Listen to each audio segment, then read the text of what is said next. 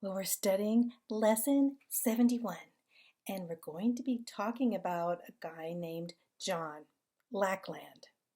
What a name! Kind of a strange name for John Lackland.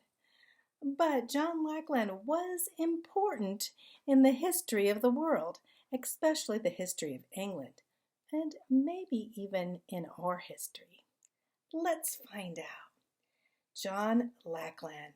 Who was this guy? He lacked land, we know, and we will see, but he was the brother of a great crusader. Do you remember who that crusader was? The king. King Richard the Lionheart was his brother. But everybody knows about King Richard the Lionheart, but they don't really know much about John Lackland. I suppose that you have never even heard his name. But it's important, especially at the end of this study, because there's something very important that he does.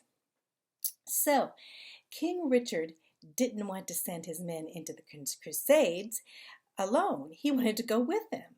So he spent most of his life going into war in the Crusader Wars. In fact, the 10 years that he reigned, he only spent about 6 months being king. Although all the people loved him and they knew he was off to the Crusader Wars, but things weren't always so well at home. You could imagine being gone, and his brother John was not too fond of King Richard when he was gone. And he didn't know whether he should run the country when he was gone. Should he act like a king, or should he act like his brother, or should he just wait? Maybe his brother would die. In fact, he kind of hoped his brother would die so that he could be king. The English really didn't like John that much. They wanted King Richard to come back. And so they were kind of upset with King Richard, considering there were all kinds of problems at home. You see, Richard's nickname was Lionheart. That's a pretty cool name. Lion being courageous and all, yeah. He probably even looked a little bit like a lion when I think of him. Then there's John. His nickname wasn't so nice. People called him John Lackland. Why do you think that? Well, because he was the youngest son. He wasn't the oldest son. And in those days, the youngest son would lack land. He would not inherit anything when his father died. So John really didn't own anything, and the King Richard, owned all of England, everything. John could never really be wealthy if he wasn't king, so he was kind of jealous, you can imagine, of his brother. But remember, England was the feudal system, so when the king owned all the land of the whole England, then it would be kind of sad, really, because what of the people? They really lacked land too, didn't they? So not only John lacked the land, but most of the people would lack the land, except for maybe the nobles. But then something horrible happened, but John thought it was kind of good, in that his brother, King Richard, died. He was just hit by a stray arrow in this little town, and he died, kind of a freak accident. So now John would be king of England. He would inherit all the land, but his brother had always treated him like a little boy, like his baby brother. And he didn't know possibly how to even rule. And he thought, how could he gain, support of all of England? They really loved Richard. So you remember, while Richard was away at war, John tried to claim the throne. When Richard came back and took the throne, Richard laughed at his brother. Hey, John, I'm back, He never took John seriously at all. What a child you are, he said. I'll have the cook make you your best meal and everything. We can maybe play a game or something. That's how he treated him. Can you imagine that? So, John always, he didn't have the confidence, in being the king. He didn't know how to be a king. John was 27 years old. He should know how, and all he knew how to do is to be a little brother. So when John became king, he was determined to show that he could be a strong ruler, like his brother. But he had lots of troubles. For one thing, he didn't even look like a king. Remember how Richard looked like a king? Well, John wasn't tall, and he wasn't strong, and he wasn't golden-haired and blue-eyed like his brother Richard. He was short, chubby, losing his hair, and nobody would think that he even was a king at all. The noblemen didn't respect him at all either. They wanted a king like King Richard. And France was trying to take over England at this time, and the French king thought it'd be pretty easy taking and conquering King John, ha ha ha, now that King Richard was dead. But battles also cost a lot of money, and the soldiers would have to be taken care of. And as for food and supplies and horses and things like that. And the Crusades had made England pretty poor, and John Lackland really didn't have a lot of money to spend on the war. But John thought if he could defeat the French king, maybe the nobles and the people would see him as a great ruler, even greater than his brother. Can you imagine that? That's what he wanted to do. So he fought battle after battle, and he lost more and more soldiers, and he didn't have supplies at all. Then he announced, I'm making a rule. When a nobleman or a knight dies, I know his son is supposed to inherit his land and all of his possessions, but I'm going to put a tax before that they can give the inheritance to the sons. They have to pay me so much money. In fact, if they don't have an inheritance, I'll get the money. And if they have a son that's too young, I'll just take the land until he gets older and use his land so I can make some money. So you can imagine that the nobleman didn't like this idea. But John raised lots of money because a lot of the knights were dying and a lot of soldiers were dying. And his noblemen became poor, and he got more money. That's how he made his money, off the noblemen. So you can imagine they didn't like him very much. So they didn't even trust John, and they didn't want to go to war for John because they felt like he wasn't a very good leader at all in leading them into war. Then John did something even worse. He was afraid that the nobles might like his nephew better than himself, and he ordered his nephew to be put to death because his nephew would be the next heir to the throne.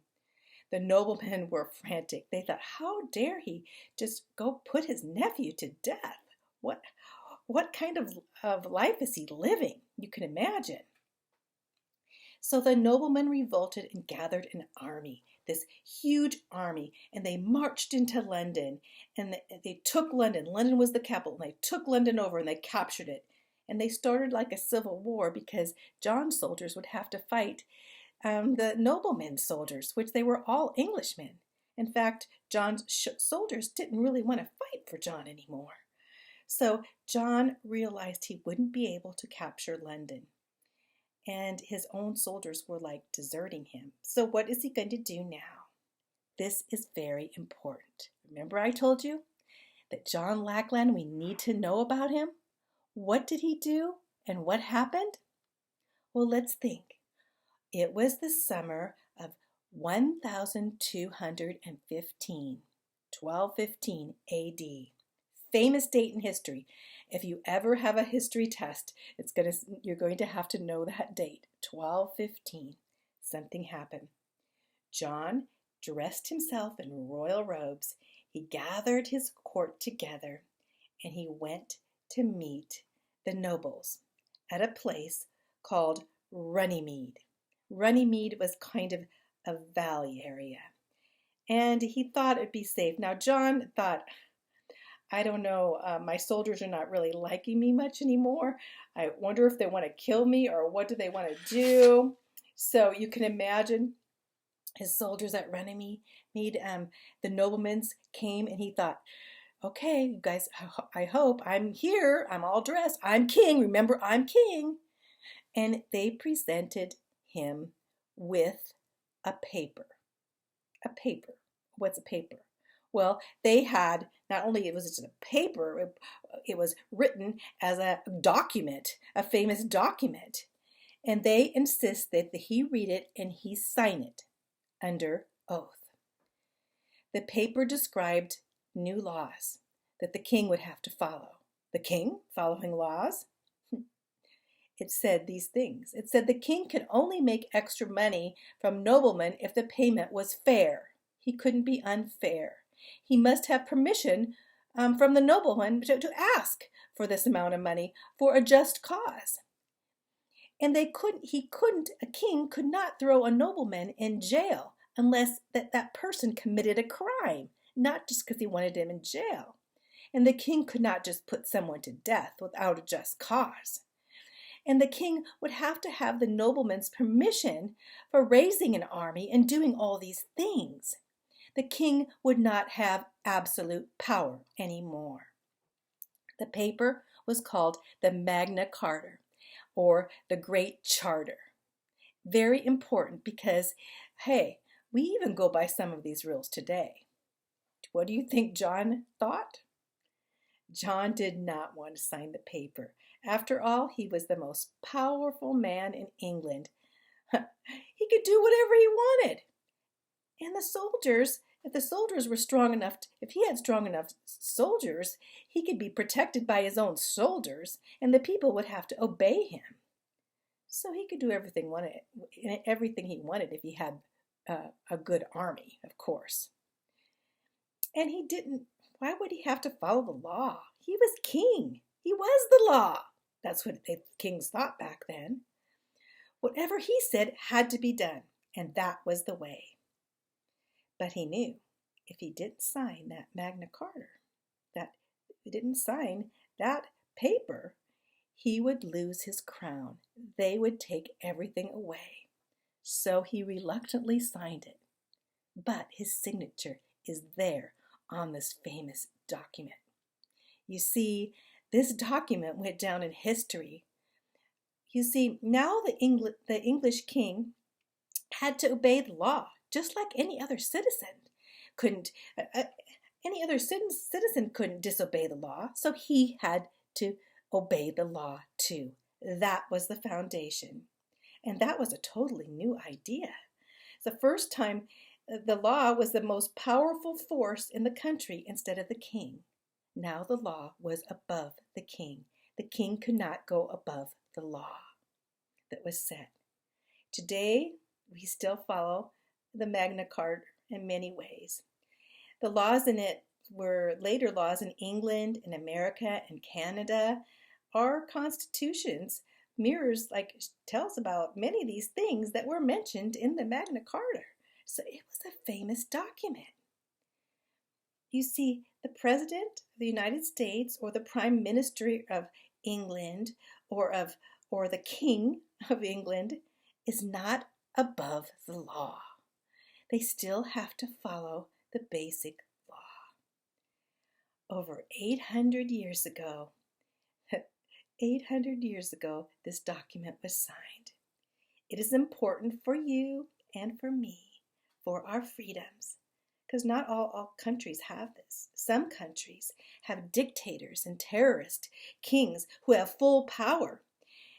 They, like John, put the people under terrible leadership, and some people live in fear, not knowing what their king is going to do next to them. So we don't have that these days. How exciting it is that we have the foundation of the Magna Carta. How important is this? Yes, you see, because in this world we have sinful men running countries. But God, yes, God is the only one that could really rule and reign righteously. We know that. So the Bible says the arm of flesh will fail you, but that God will never fail you. And someday we're going to rule and reign with Jesus in the New Jerusalem. But until then, yes, the kings and the presidents and the leaders and the emperors and all these guys, yes, they need to follow the same law that we do, as the Magna Carta stated A king is not above the law.